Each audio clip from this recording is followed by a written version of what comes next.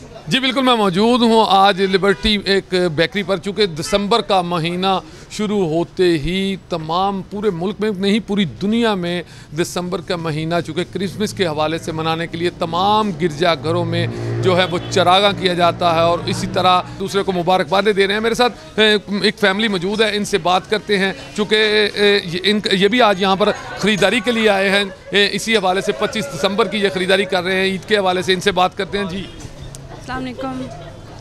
ऐसे ही कि जी शॉपिंग के लिए हम आए हुए हैं यहाँ पे, ठीक है। 25 दिसंबर की शॉपिंग ही हम कर रहे हैं बिल्कुल। और यही मैं आप सबको मैसेज कन्वे करना चाहूँगी कि जी इंसानियत की खातिर हम सबको मिलजुल के सेलिब्रेट करना चाहिए।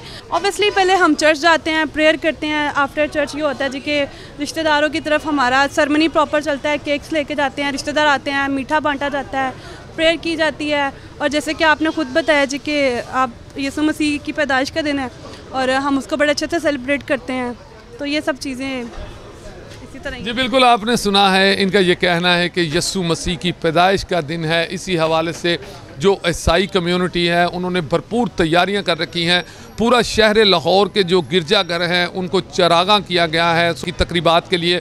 वहाँ पर तैयारियां जो हैं वो जारी हैं। और चूँकि मैंने आपको पहले भी बताया है कि यहाँ पर जो है तमाम जो शहर भर की बेकरीज़ हैं वहाँ से जो है केक ख़रीदने का जो सिलसिला है वो अरूज पर है यहाँ पर। इसी हवाले से उनका ये कहना है कि हमने भरपूर अपनी ईद की जो तैयारी कर रखी है। बच्चे एक दूसरे को चॉकलेट बांट कर गले मिलकर मुबारकबादें भी दे रहे हैं। जी